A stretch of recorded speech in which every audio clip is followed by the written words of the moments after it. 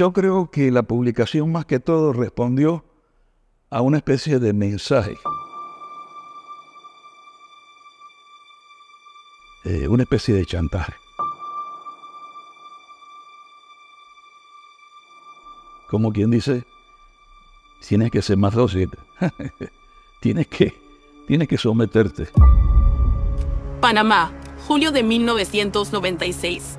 José Antonio Sosa Rodríguez era Procurador General de la Nación, el hombre fuerte del Ministerio Público en el país centroamericano. Hoy, retirado de la función pública, ha decidido concedernos una entrevista para hablar largo y tendido de la demanda por difamación que le interpuso a Gustavo Gorriti Elenbogen, cuando Gorriti ocupaba el puesto de director asociado del diario panameño La Prensa, uno de los medios más influyentes durante los años 90.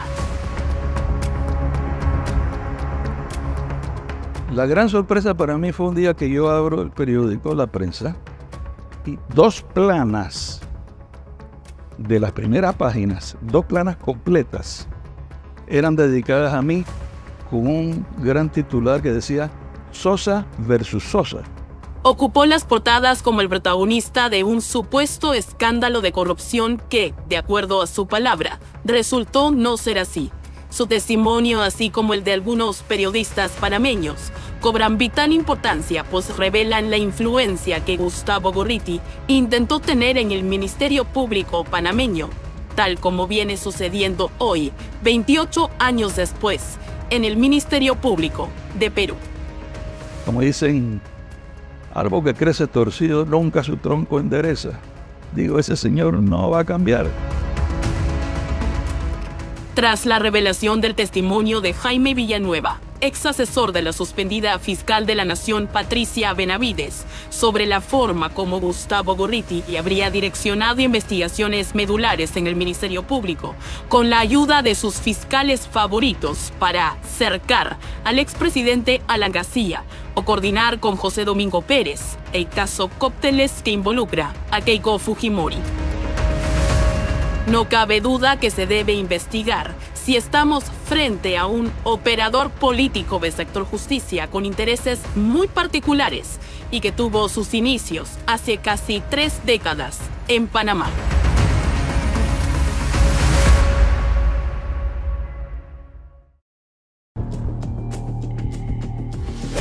Fernando Kant es un periodista panameño de amplia trayectoria que en 1996 se sumó a la lucha que lideró el catedrático y también periodista Garrit Genetó. Kant y Genetó recuerdan así el paso de Gorriti como jefe en el diario La Prensa. Muy temerario, un periodismo irresponsable. Yo no sé si es periodista de profesión, pero lo cierto es que pisó muchos callos y jugó con dignidades aquí. Él era una especie de manipulador de las noticias políticas, porque el medio en estos momentos estaba atacando a Pérez Valladares sin piedad por el tema del bendito cheque, que en realidad fue una mentira, ¿no? Y fue un chantaje para seguir golpeando al sistema jurídico en este país. Genetó es hoy profesor titular de la Facultad de Comunicación Social de la Universidad de Panamá. Autor de varios libros, en los años 90, fue secretario general del Sindicato de Periodistas Panameños, la asociación más antigua fundada en 1948. Como dirigente, Genetó tomó conocimiento del abuso que Gorriti cometía contra 2 colegas suyos al cambiar sus notas periodísticas sin sus consentimientos, contra todo código de ética y con fines políticos. Este señor le daba el volteo de la noticia a las 3 de la mañana, cuando todo el mundo está durmiendo. Y el día siguiente los colegas amanecían con su noticia volteada. Y eso lógicamente logró que esos colegas fueran demandados por calumnia e injuria. O sea, como decimos, buen periodismo también usaba la pistola del periodista para disparar él. Igualmente se puede decir que es una manipulación en el texto de un periodista que debe ser sagrado. Con el despido de los 2 periodistas por oponerse a las prácticas de Gorriti, Genetó cuenta que los gremios periodísticos panameños salieron a las calles a protestar. Lo que hicimos un grupo de periodistas fue dedicarnos a hacer carteles, pancartitas que poníamos en todos los postes para que la gente viera, y dio su efecto, porque el asunto es que no había mayor recurso. Lo logramos entre varios periodistas, que nos atrevimos a pelear lo que se estaba haciendo con los colegas, de cambiarle los textos de lo que ellos escribían, no se diera. El respeto a eso, al ejercicio periodístico de los colegas. A la iniciativa también se sumó Carlos Camarena, otro periodista panameño que escribió una columna de opinión titulada "Los apóstoles no siempre son blancos", una dura crítica a la gestión de Gustavo Gorriti como hombre de prensa. Dos colegas, compañeros que yo conocía prácticamente de la universidad y que pisamos calle juntos, terminaron saliendo por culpa del señor Gorriti. Bueno, diferencia, no estaban de acuerdo con la línea, con la forma como él editaba o enfocaba la información. ¿Y es verdad que él cambiaba los textos de los periodistas? Eso comentaban, sí, que el tipo le entregaban un material y cuando salían al día siguiente salía otra publicación, y con la firma del periodista. Los periodistas queríamos expulsarlo por su ejercicio malo y perverso de lo que era el acontecer nacional.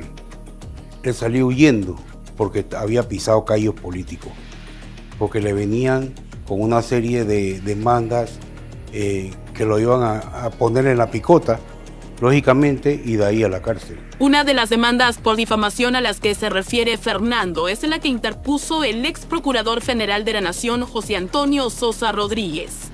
En 1996, Gorriti sacó una portada en el diario La Prensa, cuya información supuestamente ponía al descubierto al procurador de la época y cuyo contenido sirvió para catapultarlo en el espectro internacional como un periodista que luchaba contra la corrupción.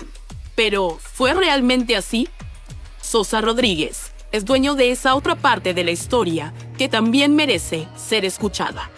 El señor Gorriti, como director del área de información del diario La Prensa, produjo una primera plana un día lunes, donde presentaba supuestamente un cheque personal mío que él sugería había sido pago de origen de narcotráfico que se me había entregado a mí para una campaña electoral en la que yo había participado antes de ser procurador. Yo me enteré de que ese supuesto cheque existía, y vuelvo y remarco, supuestamente existía, 2 días antes. El director del diario me invitó, para sorpresa mía, al bautizo de un hijo en su casa. Yo me quedé sorprendido, pero yo no tengo una relación con él porque me invité a un bautizo de un hijo, pero bueno, fui. Pasó bastante rato, cuando de repente el señor Gorriti se me acerca y me dice, no sé las palabras que usó, pero me da a entender, me dice que tiene un cheque mío que sugiere que yo había sido financiado en una campaña electoral de tiempo anterior por fondos de origen ilícito. Yo le digo, eso es imposible, eso no existe, eso nunca existió, ¿de dónde ha sacado todo eso? Dice, bueno, tenemos el cheque. Cuenta que, sorprendido, el ex procurador le dijo a Gorriti que podía ir a su casa para revisar la lista de los aportantes a su campaña para diputado. Pero Gorriti envió a otros colegas que trabajaban bajo su dirección. Era escrito a mano mía, incluso, de un registro que no tenía tampoco mucha gente, porque en esa época había sido una campaña durante el tiempo todavía del temor al régimen militar, y eran pocos los que me daban donación, muy pocos. Muy poquito, así que no era una lista ni muy larga, 15 personas, una cosa así, 15, 20 no más, no creo que más. Y se las mostré, hasta fotografías le tomaron. Lo vi que estaban tomando las fotografías como escondido. Y le dije, no, usted quiere fotografiarlo, aquí tiene, no hay ningún problema. Entonces le digo, bueno, se me ocurre que la única manera de que ustedes queden satisfechos y yo les pueda demostrar sin ninguna duda de que esto es así, que estos son mis donaciones y que eso no sé qué es lo que puede ser, es que vayan conmigo al banco. El supuesto cheque bancario que Gorriti publicó era de la institución financiera panameña Pribanco por un monto de $5.000. Sosa Rodríguez lo tiene en su archivo personal, como también la carta que le mandó el banco y que formó parte del expediente Gorriti en Panamá. Llegamos al banco y efectivamente buscaron y ese cheque no existía. No era un cheque. Tiempo después ya, con más tranquilidad, constatamos, y esto ya en el proceso después, cuando yo reclamo la difamación. ¿Por qué reclamé la difamación? Porque no hubo ninguna excusa, ninguna, ¿cómo le digo yo?, disculpa. Lo que se supone era un cheque, era una fotocopia. Tú puedes agarrar distintas cosas, unirlas y sacarles una copia y que simulen ser una pieza completa auténtica. El señalamiento fundamental con el que ellos me habían cuestionado en esa recepción donde me habían invitado, yo lo he sentido siempre que fue una encerrona, le decimos nosotros, como a este lo agarramos aquí, lo arrinconamos y no sé qué esperarían. El ex procurador dice que fue muy consciente del daño que esto le hacía a su imagen pública por ser el funcionario encargado de liderar el Ministerio Público de Panamá, cargo que ocupó por una década. El modus operandi de él, el manejo de la destrucción de imágenes y la utilización del poder de la opinión pública para lograr propósitos, controlar gente, forzar decisiones. Ese manejo, yo creo que él se convirtió en un especialista formado en esa escuela. De acuerdo al ex procurador, Gorriti emprendió una temeraria acción contra él y el sistema de justicia panameño que empezó, según su relato, cuando asumió el cargo y le concedió a Gorriti una cita en su despacho. Él cuenta que Gorriti le pidió que abriera una investigación fiscal contra el entorno del expresidente panameño, Ernesto Pérez Valladares. Él quería que yo abriera una investigación contra el yerno, el esposo de la hija del presidente, porque supuestamente tenía él evidencias de que estaba relacionado con narcotraficantes. Y yo le dije, bueno, si tú me muestras evidencias de un delito o un posible delito, créeme que yo voy a abrir inmediatamente la investigación.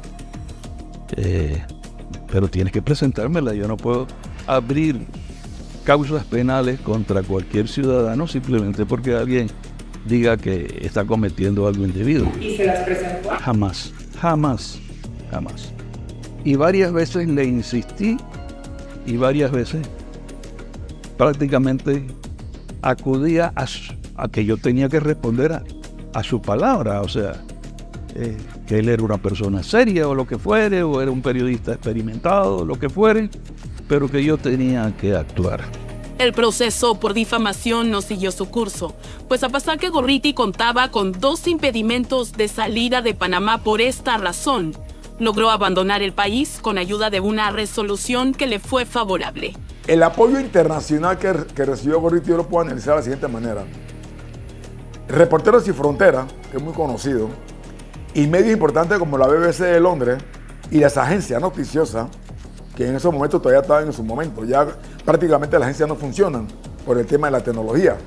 Pero agencias como Acan F de España, France Press de Francia, Reuters de Inglaterra, la BBC de Londres, vinieron a Panamá a apoyar a Gorriti. Y como él es un gran manipulador y un gran operador, él tenía contacto internacional. Yo diría que aquí prevaleció fue la justicia. y se le puso un alto a un individuo peligroso, es una crápula, un badulaque que está acostumbrado a hacer ese tipo de periodismo en contra de lo que no le conviene a él. Él opera así. Para los periodistas panameños y el ex procurador general José Antonio Sosa, queda claro que Gurriti llegó a su país para desestabilizar el sistema de justicia y a través de ello tomar control con la anuencia del medio de comunicación panameño. Yo no sé si él estuvo o no estuvo en la CIA, Gurriti, pero yo siempre he pensado que esa fue su génesis de formación. Árbol que crece torcido nunca su tronco endereza. Digo, ese señor no va a cambiar. Con fecha 15 de julio de 1999, un grupo de 10 periodistas panameños firmaron esta carta, dirigida a Winston Robles, entonces director del diario La Prensa. Los periodistas del diario panameño denunciaron efectivamente presiones y manipulación de parte de Gurriti cuando cambiaba la redacción de sus notas. Los casos específicos que se han dado precisamente en varias ocasiones cuando José Otero redacta alguna información relacionada al procurador José Sosa. En ocasiones, Otero se lamenta y queja de que el señor Gurriti le manipula a su antojo estas noticias, siempre con la abierta intención, y así se concluye al leer la información editada, de ridiculizar e inculpar, como si los periodistas fuésemos jueces, al ciudadano Sosa. Lo que nosotros como reporteros no podemos seguir aguantando más, ya que cuando le sucede esto a Otero, se nos está irrespetando a todos como profesionales de la pluma. Sabemos que no es preciso recordarle a nadie en este periódico que Gurriti es parte interesada en cuanto al procurador atañe, debido a que mantiene una pública polémica con Sosa, e incluso varios casos pendientes ante los tribunales de justicia de nuestro país. Pero también queremos aclarar que no estamos asumiendo una defensa de Sosa. En esa carta, los periodistas sostuvieron que están en contra de toda práctica de manipulación, que no significa, advirtieron los firmantes, lo mismo que una edición.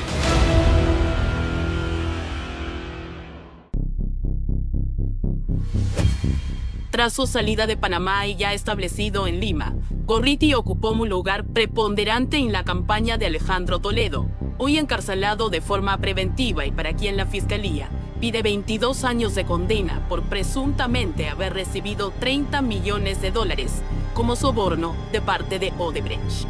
Sus primeras impresiones sobre este primer éxito de Alejandro Toledo después de 2 años. Empezamos el fin de la marcha de los 4 suyos. El fin de la conquista de la democracia peruana se está dando ahora. Todo aquello que el pueblo luchó y conquistó en las calles, ahora ha terminado de ser refrendado a través del voto. De aquel joven Gustavo Gurriti a la fecha, muchas cosas han sido reveladas. Lo dicho por el testigo Jaime Villanueva, ex asesor de la suspendida fiscal Patricia Benavides, ante la Fiscalía Especializada en Delitos Cometidos por Funcionarios Públicos, describe una auténtica trama de intereses y favores que empezó con los nexos entre Gurriti y el ex fiscal de la Nación, Pablo Sánchez, a cambio de que Sánchez le diera a Gurriti todos los audios del denominado caso Lava Juez. Entonces yo llevé a Gustavo con Pablo. Ahí Gustavo le habló de Lavallato, de la necesidad de poner un equipo especial o poner a un fiscal a trabajar a dedicación exclusiva en ello. Y Pablo nombró al doctor Hamilton Castro para que se hiciera cargo de eso.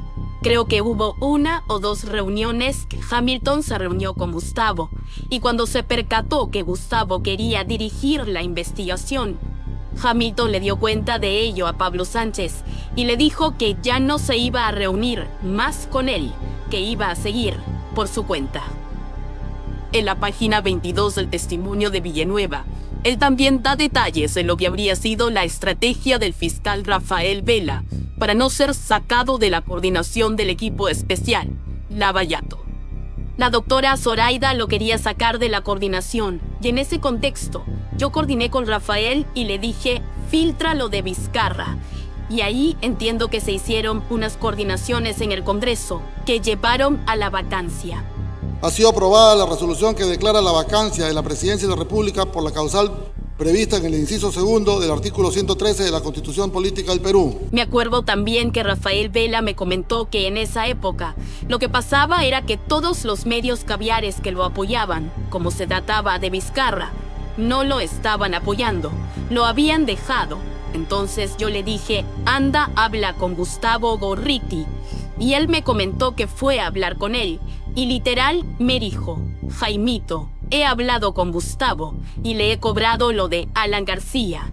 Porque yo a él, a Gustavo, le di toda la información para acercar a García. A mí, Alan García, nadie lo compra. Nadie me ha dado un centavo y jamás he pedido un centavo. Para dar contexto, recordemos que cuando llegó Alan García a una citación en la fiscalía, él viene cuando Alan está aquí. Gorriti saca un reportaje con los recibos del pago que Odebrecht había hecho por las conferencias de Alan García, en el mismo momento en que Alan está en la citación con José Domingo. José Domingo, continúa relatando Villanueva, ya había pedido el impedimento de salida. Entonces, toda esa planificación lo que buscaba era que Alan no se vaya. Y me comentó Rafael que la había hecho con Gustavo. Por eso me dijo que he ido a cobrarle lo de Alan. Y entonces allí Gustavo Gorriti sale, me parece que en una entrevista, a apoyar a Vela. Y a partir de que Gustavo apoya a Vela y a todos los medios de ese sector, Rosa María Palacios, Jackie Fox y todo ese grupo, empieza a apoyar a Vela. Este es uno de estos casos históricos donde ha habido un avance inmenso en la investigación, donde por su lado periodismo de investigación, por otro lado fiscales muy competentes, han avanzado a gran velocidad, a un ritmo de guerra relámpago, de blitzkrieg. Los de julio acá. Sí, y han llegado a tener logros realmente espectaculares. Preciso que todo ese apoyo era para que Zoraida no lo saque. De hecho, Rafael me comentó que el propio Gustavo llamó a Zoraida para decirle que no saque a Vela. Eso fue en el 2020, más o menos. Mi apoyo al equipo Lavallato ha sido desde un principio, desde que empecé como interina, lo dije, lo manifesté, es total respaldo porque es lucha contra la corrupción. ¿Cómo los he apoyado? En la medida de mis posibilidades, con el apoyo logístico, en la medida de mis posibilidades, ellos, por ejemplo, yo no le impongo a los fiscales con que ellos trabajan. Ellos me piden a sus fiscales y yo le trato de poner esos fiscales, porque entiendo que ellos ven casos muy reservados. Frente a la prensa internacional, el suspendido fiscal Rafael Vela ha reconocido su amistad con Jaime Villanueva, así como su cercanía a Patricia Benavides. Es decir, lo revelado por Villanueva no estaría tan alejado de la realidad cuando narra las conversaciones que solo un amigo tendría con otro amigo. Yo conozco al señor Villanueva desde el año 2015. ¿Se reunía usted con él? ¿Desayunaba? Habitualmente nos reuníamos porque teníamos una relación laboral y de amistad desde el año 2015. ¿Usted ha conversado con ustedes, los integrantes del equipo Lavallato, sobre estas declaraciones de Jaime Villanueva? Mire, nosotros conversamos respecto a la situación en el cual él se encuentra, que está siendo afectado por esta suspensión que es injusta y arbitraria, y que se conoce a partir de lo que viene develando de Jaime Villanueva, fue la transacción entre Fuerza Popular y la exfiscal Patricia Benavides para lograr la suspensión a través de la Autoridad Nacional de Control Interno que jefatura Fernández Gerí.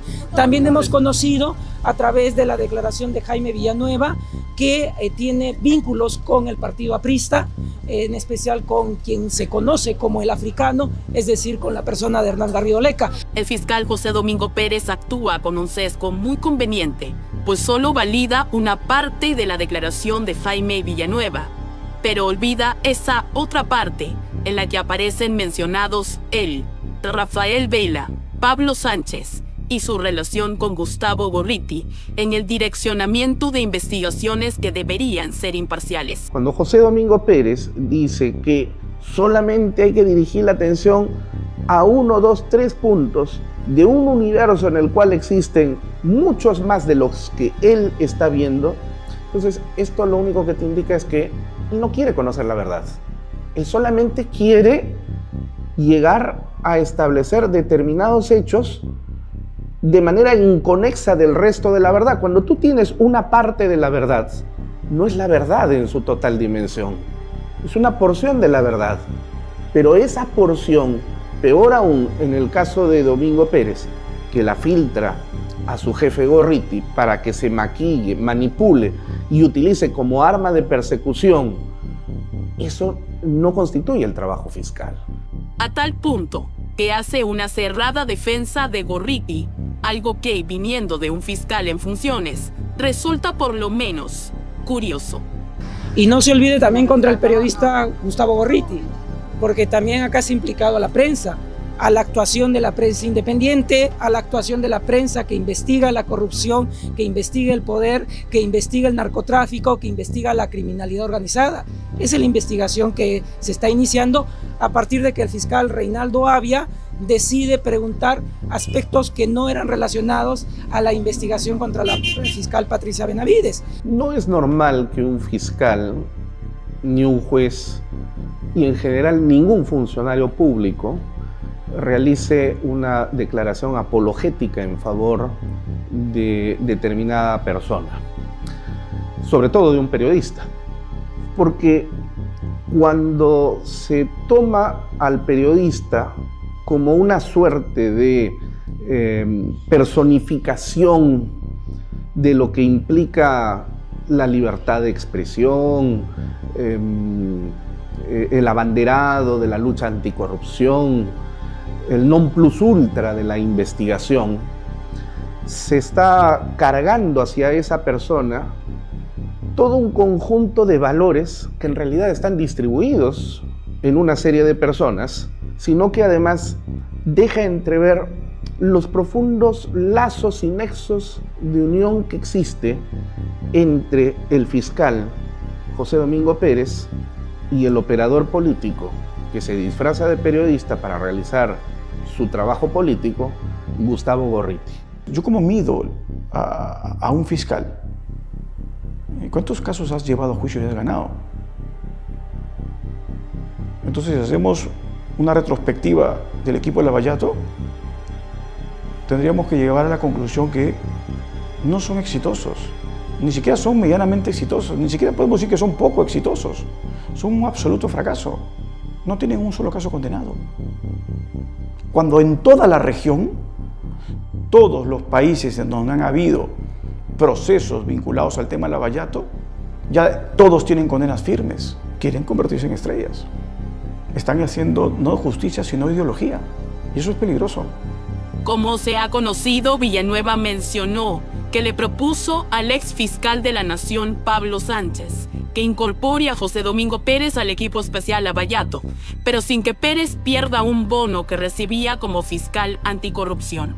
También señaló que Pérez mantenía una relación cercana con el periodista Gustavo Gorriti. Y a partir de ese episodio es que se acentúa más la estrecha relación entre José Domingo y Gustavo Gorriti. Me parece que es por esas fechas que llevo a José Domingo donde Gorriti, cuando vamos a su casa, como ya dije, porque necesitaba el respaldo de los medios. Ahí también por esas fechas coordinamos con José Domingo que él había salido a denunciar que habían querido entrar a su casa, que habían forzado la cerradura. Eso lo coordinamos porque yo llamé a la prensa para que cubra eso y él pidió protección policial. La idea que había dado Gorriti era que José Domingo se victimizara lo más posible. Yo no sé si es un intento de ingreso a mi domicilio o simplemente es un acto que puede lidiar con algún tipo de perturbación a la tranquilidad familiar. El 1 de julio comenzará el juicio oral contra Keiko Fujimori y los demás investigados por el caso Cócteles. José Domingo Pérez es el fiscal que deberá sustentar la acusación. Entre tanto, debido a las explosivas declaraciones de Villanueva, la fiscalía que hoy dirige Juan Carlos Villena no tuvo más remedio que abrir investigación preliminar contra 8 funcionarios, entre ellos Rafael Vela, Pablo Sánchez y Patricia Benavides. Luego de un análisis riguroso de las mismas, se ha decidido, en principio, abrir diligencias preliminares contra los funcionarios, unos de ellos altos funcionarios aforados y otros no. Pero se les incluyen debido a que por unidad de investigación y por haber participado en los hechos que se atribuyen a los aforados, están completos en la investigación. Un hecho que se atribuye a la congresista Luque está referido a que ella habría influenciado, ¿no?, hacia el fiscal Vela para que tome una determinada decisión en una investigación. Y en ese hecho está involucrado el señor Vela, está involucrado Girao, está involucrado propio Villanueva, ¿no? Y todos ellos están investigados en ese hecho. El hecho al que se refiere el interino fiscal de la Nación es al que ocurrió en el año 2021 en el departamento de la congresista Ruth Luque. De acuerdo con el testimonio de Jaime Villanueva, el fiscal Rafael Vela se comprometió a no incluir al expresidente Pedro Castillo en la investigación por lavado de activos al partido Perú Libre, a cambio de que Cerrón y su partido lo apoyen con la aprobación de una ley para que Vela pueda ascender a fiscal supremo antes del tiempo establecido. Ruth Luque intermedió y me citó a nombre de ellos. La reunión sí se dio en su departamento en Pueblo Libre, entre junio y julio 2021. Según Villanueva, Vela quería ser supremo, y Luque me pidió los 5 ministerios y el premierato para Verónica Mendoza. La oferta era archivar el caso Dinámicos del Centro y lavado de activos. No cedía ningún chantaje, y entonces vinieron los allanamientos, los embargos, las incautaciones, las prisiones preventivas. Querían doblegar al gobierno a través de estas investigaciones. Todos los hechos que tengan relevancia penal, que se hayan indicado en las declaraciones de Villanueva, que no han concluido, porque el día de hoy he recibido otro reporte de las declaraciones de Villanueva que continúan. Más declaraciones. Más declaraciones. Y hay más personajes. Todos los hechos van a ser investigados. ¿Hay más personajes? Por supuesto. Confiar en el señor Juan Carlos Villena Campana sería tan igual como confiar la seguridad de tu despensa al gato, ¿no? Exactamente igual, de la misma manera. Yo lo he escuchado al señor Villena dar una declaración en televisión donde, refiriéndose a las declaraciones de Villanueva, dice: pero son solamente declaraciones especulativas. Yo digo, perdóneme, el fiscal de la Nación puede calificar de esa manera declaraciones que tienen un contenido penal y que merecen investigación, pero que él las suprime a priorísticamente, y de esa manera pretender convencernos de que él va a ser autónomo, independiente y va a ejercer su trabajo como le manda la Constitución y la ley? Definitivamente que no. El fiscal de la Nación tiene una oportunidad histórica de hacer un punto de quiebre. Y porque hay algo que es importante, ¿no? Y lo decía un gran magistrado español, que decía que para ser magistrado el requisito más importante que se debe tener es ser valiente, porque ni jueces ni fiscales están sometidos a un concurso de popularidad. No tienen que sentir que tienen que resolver para la tribuna, porque eso ya significa una carga ideológica. En el momento que cambian, ¿no?, y se convierte en una suerte de que yo quiero ser el fiscal héroe o el juez héroe, ¿no?, ya perdieron la perspectiva. El fiscal de la Nación, Villena, anunció que como Gustavo Gorriti y José Domingo Pérez no son aforados, entonces tendrán que ser investigados por una fiscalía ordinaria. Pero fíjate la tremenda mentira que acaba de decir el fiscal de la Nación, porque dentro de la lista de los investigados se encuentran únicamente 2 aforados, Pablo Sánchez y Patricia Benavides. Pero las personas de Rafael Vela, Miguel Girao y Pablo Talavera Helguera no son personas aforadas. Si él puede incluir a no aforados dentro de una investigación a aforados, entonces no puede decir que no puede incluir a Gorriti y a Pérez porque no son aforados. Como fue conocido en un chat de Jaime Villanueva, él aseguró que Gustavo Gorriti tenía amenazado a Villena y que, textualmente, no lo dejaría ser fiscal de la Nación. Si esto es cierto, entonces poco o nada se podrá esperar del rol del Ministerio Público en medio de la peor crisis de su historia.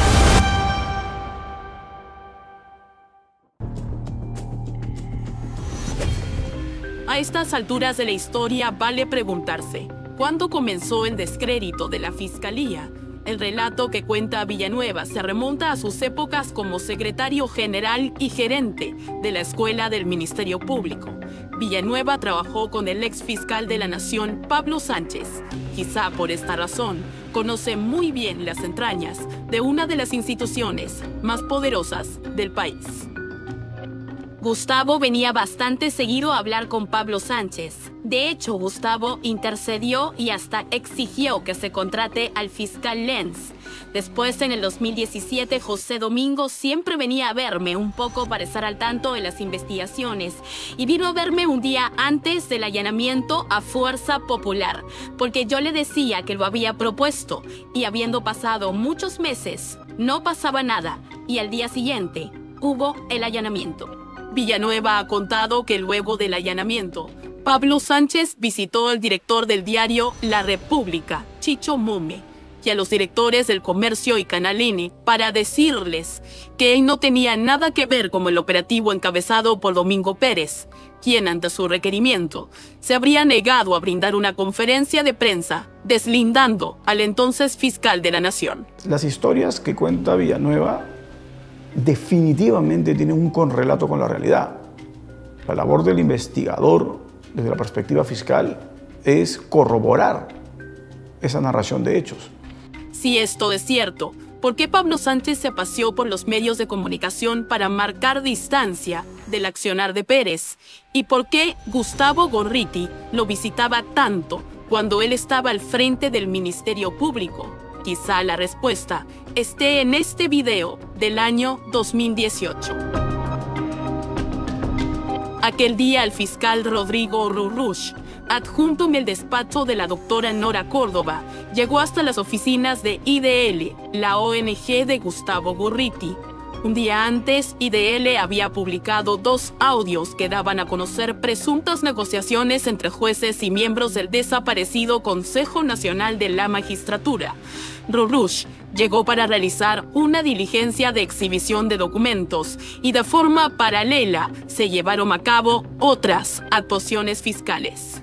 Mi persona con mi adjunto Luis Medina Rodrigo nos constituimos en el Consejo Nacional de la Magistratura. La doctora Marisol Flores se fue al Callao y a Telesub y vi por conveniente enviarlo al doctor Rodrigo Rurush a ITL a efectos de que traiga los audios, videos de los días 7 y 8 de julio que habían salido en la prensa televisiva. La diligencia ordenada por Nora Córdoba se realizaba con total normalidad hasta que Gustavo Gorriti llegó calificando el hecho como un atropello. Bueno, ¿esto qué pasa? ¿Es un estado policial o qué cosa? ¿Ah? ¿Qué? A solicitud y vecino. Ustedes identificar Rurush, ¿no es cierto? Rurush. Por favor, me parece que no pueda tapar. Ya después vamos a decir lo que usted crea conveniente. Secundado por las cámaras de televisión que él mismo había convocado. La diligencia de exhibición de documentos es voluntaria, es decir, el fiscal toca la puerta de la entidad o domicilio, con autorización del propietario o del poseedor ingresa, solicita la exhibición voluntaria de documentación y el poseedor de esa documentación voluntariamente la entrega. Así que estas son prácticas comunes, son prácticas corrientes, son prácticas o facultades que tiene el fiscal que están garantizadas dentro del Código Procesal Penal. Lo que pasa también es que de pronto los periodistas piensan que son altos funcionarios del Estado o que tienen prerrogativas incluso mayores que la de un alto funcionario del Estado. Porque un alto funcionario del Estado, como es el Congreso, hemos visto que fiscales van y piden exhibición de documentos al día siguiente sin orden judicial. Pero de pronto los periodistas, cuando van a hacerles también la misma diligencia, se creen superpoderosos y a mí no me tocan y no me pueden venir con ese tipo de diligencias. Acá hay que aprender que la ley se aplica igual para todos. Sin embargo, Nora Córdoba cuenta que se comunicó por teléfono con Gorriti a través del celular de un policía que se encontraba en dicha diligencia. Yo le pido el teléfono a este señor y le digo que por favor me comunique pues con el señor Gorriti para explicarle lo que había sucedido, ¿no? Y yo le explico, le digo, mire señor Gorriti, me identifico, nosotros queremos que usted coadyuve con la investigación, que nos ayude, nosotros estamos del lado de la verdad. Quisiera que por favor nos envíen los audios, ¿no? Porque ustedes son la fuente de esta investigación para nosotros, ustedes son los que han dado la noticia. Pero él estaba totalmente desequilibrado, no, que a mí me está afectando, que esto ya, ¿cómo se llama? La Fiscalía de la Nación se va a encargar, ¿no? Y que la situación, pues, había afectado mucho a su institución de IDL, y que la prensa está alterada. Bueno, es decir, el señor no entendió lo que yo le quise decir. En el camino hacia aquí, yo hablé con el fiscal de la Nación, que quedó muy sorprendido por lo que había pasado y que entiendo tomó medidas inmediatas. Eso ya configura una falta gravísima. Y yo me pregunto, ¿y la Junta Nacional de Justicia se durmió? Al estilo Shakira, sorda, ciega y muda. Porque eso era para abrirle una investigación inmediata al fiscal de la Nación cuando se hizo público a través de un medio de comunicación esta interferencia grosera que tuvo el fiscal de la Nación frente a un fiscal provincial adjunto que estaba realizando una diligencia fiscal que está amparada en el Código Procesal Penal, nos guste o no nos guste.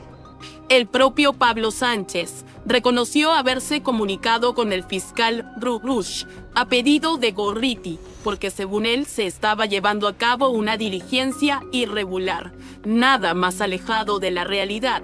Lo único que Nora Córdoba solicitó a través de su adjunto eran los audios que ya habían sido publicados. ¿Por qué entonces Gustavo Gorriti se negó a dárselos, acusándola de corrupta? Porque ahora ya nos hemos enterado, ¿no?, por las versiones de otros fiscales supremos que han sido suspendidos del doctor, por ejemplo, del mismo Chávarri, en la cual informa que el doctor Sánchez Velarde le habría estado entregando los audios a IDL para que también ellos lo revisen. Por eso es que este señor Gorriti, tenía el poder que tenía. Él se convirtió en el hombre más poderoso, porque tenía toda la información de los audios inimaginables. Y él la ha estado sacando de acuerdo a sus conveniencias, de acuerdo a sus amistades, a sus enemistades. El poder que tiene Gustavo Gorriti mediante Pablo Sánchez ya es evidente, ¿no? Por la forma como se difundieron los audios. Por ejemplo, yo podría citarles en mi caso que el día 20 de julio del año 2018 que yo juramento a estas ONGs dirigidas por Gustavo Gorriti y por el Grupo del Comercio, no les convenía que yo asumiera. Ahora tengo el libreto ya un poco más claro, ¿no? El libreto de ellos, en el sentido de que por qué difundieron unos audios un día antes que yo asumiera la juramentación.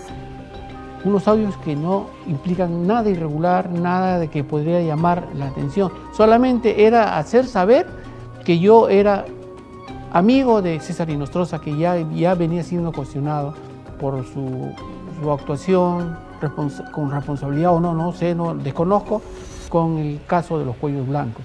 Aquí lo que se hizo fue generar una suerte de escándalo mediático sobre texto de algo que sensibilizó a los medios de comunicación de aquel entonces, que era, se está vulnerando la libertad de prensa, se está afectando el secreto de la fuente de información de un medio de comunicación, que sin duda existe y sin duda es válido, pero aquí eso no se está afectando. Mi hipótesis es que Gustavo Gorriti lo que temía era que la Fiscalía pudiera estar desarrollando en realidad una diligencia de allanamiento y que pudiera encontrar todo el paquete de audios y videos que, conforme lo ha dicho textualmente el ex fiscal de la Nación, Pedro Chávarri, habría sido proporcionado por el fiscal de aquel entonces, que era Pablo Sánchez. el destape de la mayor red de corrupción en América Latina a través de la investigación y lavajato, que fue un sistema de sobornos para ganar contratos públicos y financiar de forma ilícita varias campañas electorales. La empresa más famosa de esta red, Odebrecht, repartió coimas desde Brasil a Ecuador, Uruguay, Colombia, Argentina, México, Panamá, Venezuela y Perú.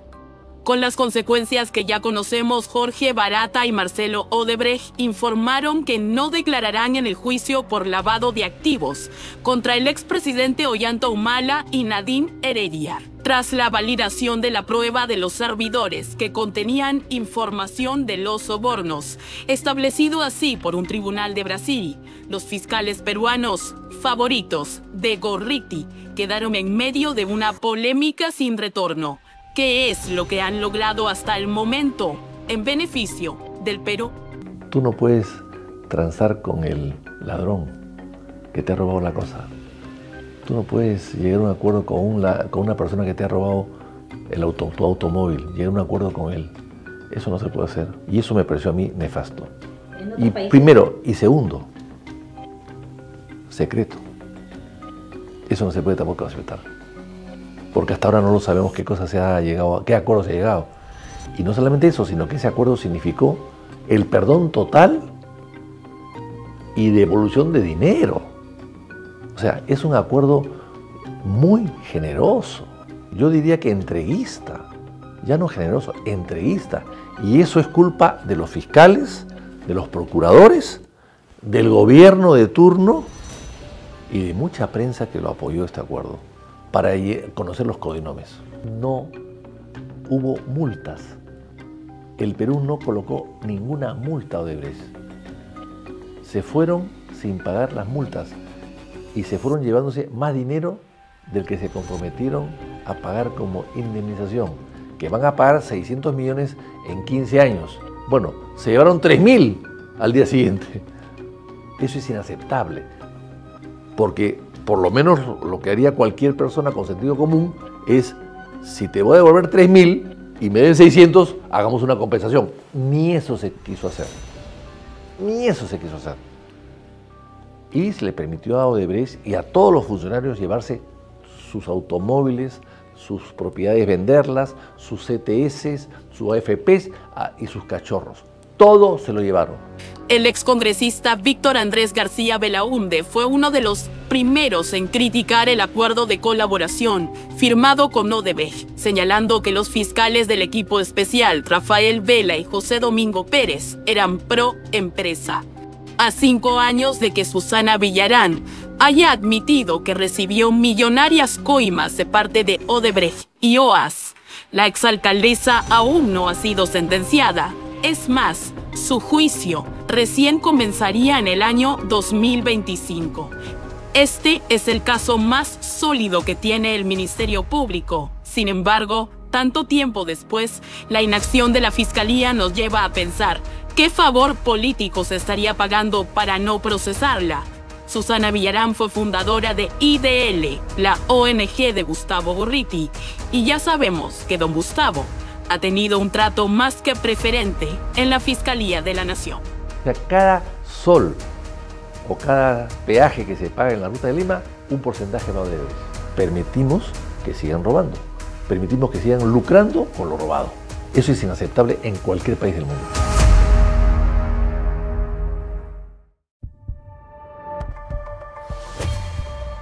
No hay duda que la remoción de Patricia Benavides como fiscal de la Nación ha sido un certero golpe con verdaderas intenciones que se han ido conociendo con el paso del tiempo. Es que no estamos ante lo que se llama elemento de convicción o prueba suficiente. ¿Y esto por qué es clave? Porque la sanción, la suspensión que dictó la Junta Nacional de Justicia en un proceso abreviado a la doctora Patricia Benavides solo es admisible si es que existe sospecha suficiente. Y en este caso no hay. La detención de su ex asesor principal permitió conocer los presuntos hechos de tráfico de influencias que habría ejercido Benavides a través de Jaime Villanueva, Miguel Girao y Abel Hurtado, como algunos congresistas, para lograr mantener en el puesto a la ex fiscal de la Nación a cambio del archivo de las investigaciones de los parlamentarios. Pero no voy a retroceder. Tengo un compromiso firme con la labor que realizo. Como fiscal de la Nación, no permitiré que esa presión e injerencia externa haga caer el trabajo de tantos fiscales comprometidos con esclarecer los hechos y encontrar a los verdaderos responsables. El equipo especial de fiscales contra el poder EFICOP, a cargo de la fiscal Marita Barreto, acusó a Benavides de ser la cabecilla de una organización criminal. Empezamos con mucho entusiasmo y mucha fe de que las cosas tenían que caminar derecho. ¿Cuándo se quiebra? Cuando sentí actos de hostilización. ¿Cuáles? Varios, pero algo que sí me causó, y fui con ella, porque siempre le he dicho las cosas claras. Por ejemplo, 2 semanas o 3 semanas que no teníamos tóner para imprimir las declaraciones. Sí, o sea, algo que de repente tiene que mucho que ver, pero están ahí los documentos que yo tramité insistiendo, porque un fiscal no puede trabajar sin un elemento primordial, básico. Lo curioso es que para acusarla, EFICOP presentó como prueba unas fotocopias de supuestos chats cuya veracidad ha sido puesta en duda, y a pesar de ello, lograron que la Junta Nacional de Justicia la suspenda. Los WhatsApp no existen. Existen fotos, capturas de pantallas de conversaciones de WhatsApp editadas, recortadas. Eso es clave.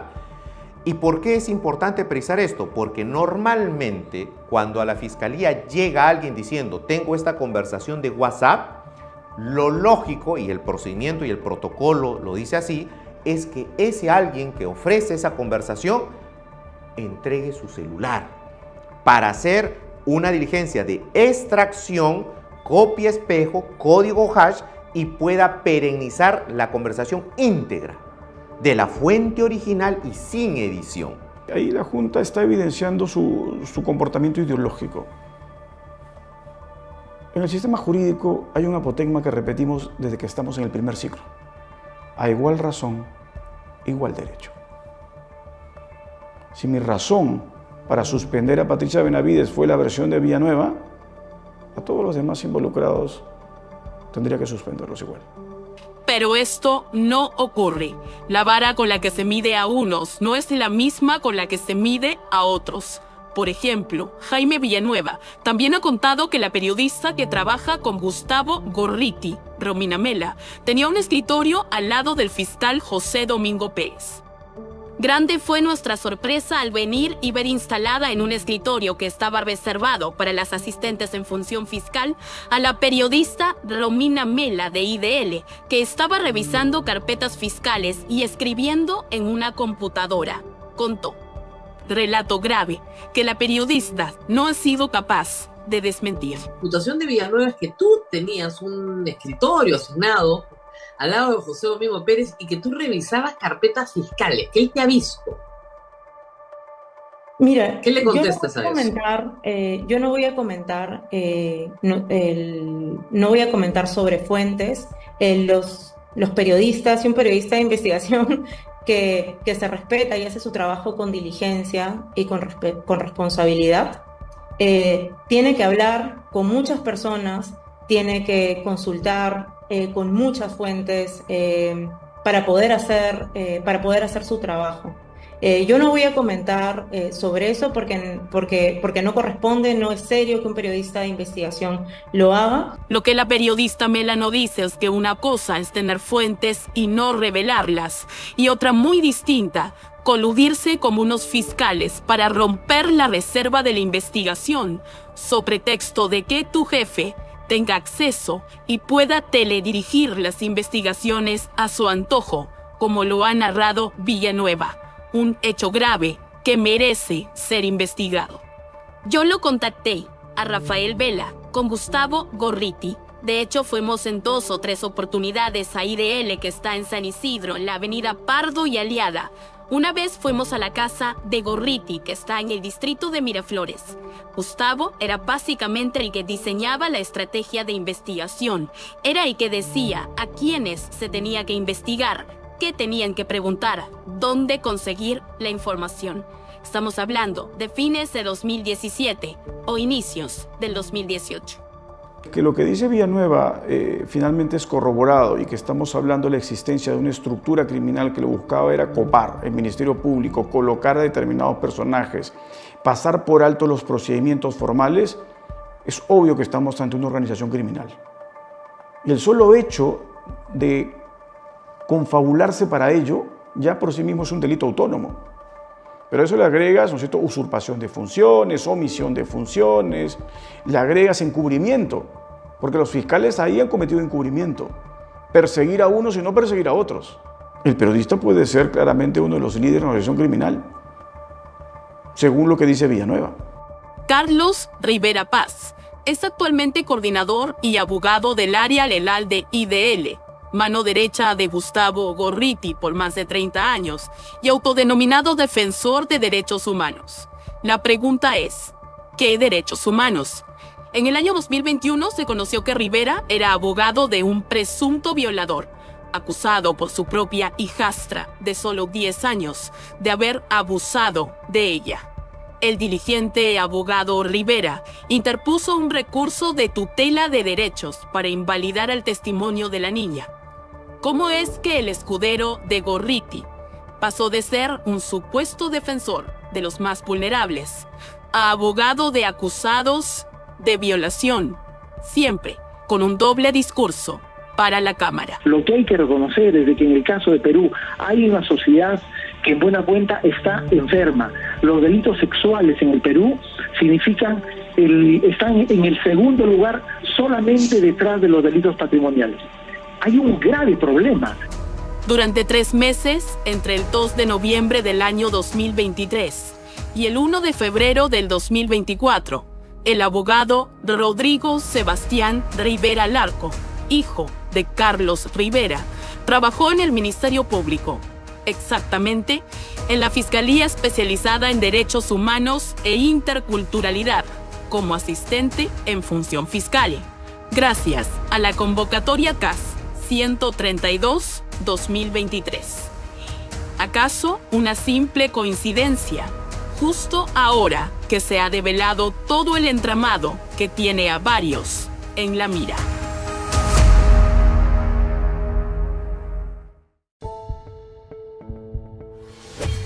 Aunque Gustavo Gorriti haya tratado de negarlo, es evidente que mantuvo conversaciones con Ivonne Monroe Cabrera, alias Camarada Vicky, quien de acuerdo a un atestado de la DIRCOTE, era el principal enlace de la dirigencia central histórica de la organización terrorista Sendero Luminoso. Muchas ONG de izquierda con esta situación de la defensa de los derechos humanos a veces equivocan las cosas, ¿no?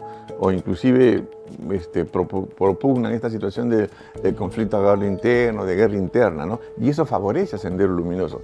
Conforme al atestado de la DIRCOTE, Ivonne Monroe mantuvo comunicación telefónica en el 2017 con Gustavo Gorriti para avisarle que tenía unos encargos especiales en el contexto de una supuesta producción por los 100 años de la Revolución Rusa. Camarada Vicky aprovechó esa llamada para mostrar su preocupación por el operativo Perseo. Porque en Perseo se captura toda la cúpula del MOADEF, que eran 44. Inclusive se hace él fue la última vez que logré ver a Abimael Guzmán en la base naval, y se le entrevista, ¿no? Y se le dice qué es lo que estaba buscando. En una entrevista que tuvimos ahí, a revisarle su celda, buscando indicios, y encontramos.